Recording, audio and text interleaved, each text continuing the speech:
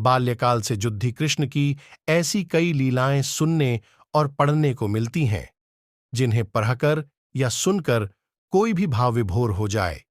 यह उनका जादू ही था कि उनकी शरारतों को देखने और फिर उन्हें क्षमा कर देने को लोग आतुर रहते थे।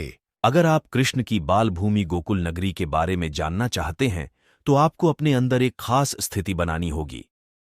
अद्भुत था कृष्ण का बाल्य जीवन, उनका मनमोहक चेहरा, अनुपम मुस्कान, बांसुरी और उनका नृत्य ऐसा था जिससे लोग आनंद में डूब जाते थे। यह एक ऐसा आनंद था जिसे उन्होंने पहले कभी नहीं जाना था। वह पूरी बिरादरी को इतने बेसुध कर देते थे कि लोग उनके लिए पागल हो उठते थे। कृष्ण के बालपन के बारे में काफी कुछ कहा और लिखा गया है। उनके ऊपर असंख्य गीत भी लिखे गए हैं। यह कथा लगभग 300 साल पुरानी है, जबकि ऐसा लगता है जैसे यह कल की ही बात हो। बछड़े, गाय, चरवाहे और ऊपर टंगी मटकियां उनके बालपन से संबंधित हैं। ये सभी ग्रामीण संस्कृति के महत्वपूर्ण हिस्से हैं। आज भी भारत के गांवों में दही और मक्खन ऊंची टंगी मटकियों में ही रखा जाता है ताकि ये चीजें जानवरों और बच्चों से बची रहें।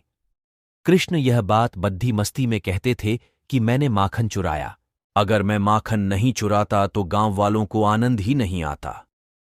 कृष्ण और उनके मित्र दूसरे लोगों की छतों की खपरेल खोलकर उनके घर में घुस जाते थे। मटकी ऊंचाई पर टंगी होने के कारण वे एक दूसरे के कंधों पर पैर रखकर उस तक पहुंचते थे।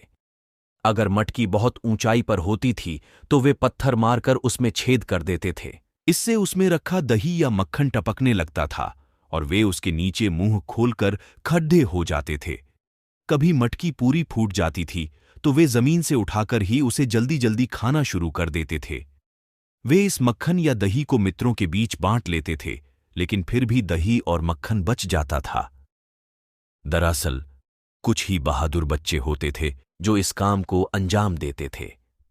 ऐसे में वे बचा हुआ दही या मक्खन बंदरों को खिला दिया करते थे। जब वे उनकी माता से शिकायत करने उनके घर पहुंचती थीं, तो वे अपनी माता के पीछे छिप जाते थे और उन गोपियों की तरफ मासूम सी नजरों से देखने लगते थे, जिससे सब मुस्करा देती थीं। ये बहुत ही अस्वाभाविक सा लगता है, क्योंकि ये ऐसा है जैसे आपके फ्रिज पर पडीडीडी हॉस के बच्चों ने धावा बोल दिया हो।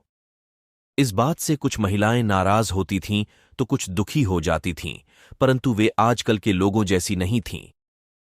आज लोग ऐसी बातों से आपे से बाहर हो सकते हैं, लेकिन वे ऐसी नहीं थीं। वे नाराज होती थीं क्योंकि दही और मक्खन उनकी आजीविका थी। वे लगातार कृष्ण की माताजी से शिकायत करती रहती थीं। जब वे उनकी माता से शिकायत करने उनके घर पहुंचती थीं, तो वे अपनी माता के पीछे छिप जाते थे और उन गोपियों की तरफ मासूम सी नजरों से देखने लगते थे, जिससे सब मुस्करा देती थीं। मजे की बात यह है कि ये गोपियां गुस्से में तो और भी अच्छी लगती थीं। बस आप उनकी तरफ प्यार भरी नजरों से देख लें, वे अपने आप ही खुश हो जाती थीं। इसी तरह आज का एपिसोड समाप्त होता है। श्री कृष्ण जी की अनेक लीलाएं देखने के लिए बने रहे हमारे चैनल पर। धन्यवाद।